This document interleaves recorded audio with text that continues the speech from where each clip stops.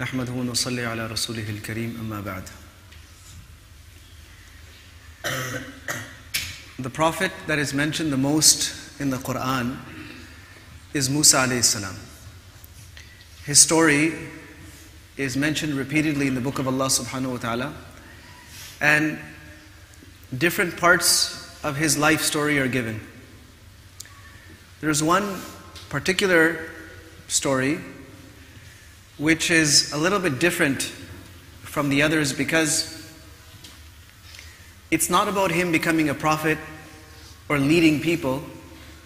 It's more about his own personal journey. And this story begins with a talk, a speech that Musa alayhis salam delivered. It was an amazing and powerful speech, and it shook the hearts of the people. And after this talk, someone came to him and asked him that who is the most knowledgeable person in the world? So he responded to that by saying, I am. Now the fact was that Musa alayhis salam was the most knowledgeable person in the world at that time. He had received the Torah, which was a book of Allah. He had been given the knowledge of the commandments of Allah, the laws of Allah. He had the understanding of how to lead and guide a nation. Allah subhanahu wa ta'ala had taught him all these things. But at this occasion,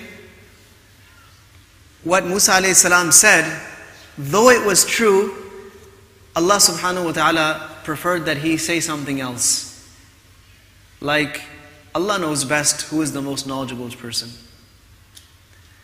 But because he claimed it for himself, right away Allah subhanahu wa ta'ala revealed to him that there is another slave of mine, not who knows more than you. That's not how it was put, because Musa alayhis salam did know more.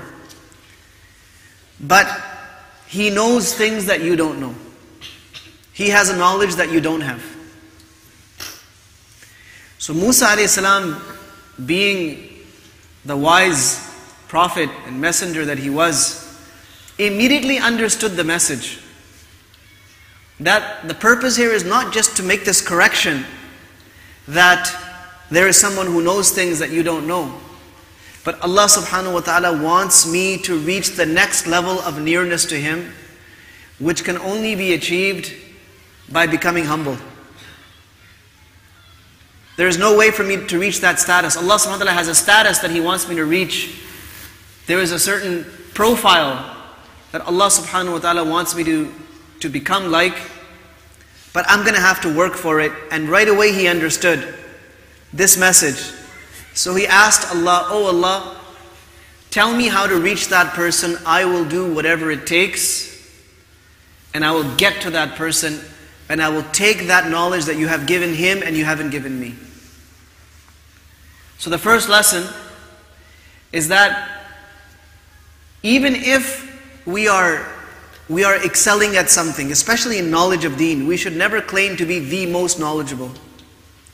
We should never claim to be the best, because there will be someone out there who's better at it than we are. And it could be that people don't know that yet, but it's only a matter of time. So we shouldn't make big claims. And if somebody praises us, we should respond in a humble way that, no, I'm a very humble, weak slave of Allah. I'm just a weak person. Whatever I do, it's from the tawfiq of Allah. All our gains and victories we should attribute to Allah subhanahu wa ta'ala, not to ourselves. Like when we say Alhamdulillah, it means all praise is for Allah. Praise is not for me. Praise is not due for me. Praise is due to Allah subhanahu wa ta'ala. And the second lesson is that when we are given a reminder, we should look at what message is actually being conveyed to me. Why is my teacher saying that thing? Is it just to make that little correction? Or is there a bigger message here? Is there something that the teacher would like me to do? Sometimes we challenge what the teacher says or what the elder person in charge of us says. We make it a fight over who said what exactly. Or who started it exactly? Or no, I wasn't doing this, I was doing this. We make it all about those little things, those little details. And we miss out on the big picture. Sometimes a teacher is just looking at you because you're behaving inappropriately. They're giving you a message. If you're smart, you'll pick it up. So look for the message that's being implied. Don't play with words and make it an argument about words and start protesting based on these small things. Look for the greater message.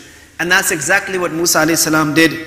And he committed to Allah subhanahu wa ta'ala that he would do whatever it took to make that correction. And then the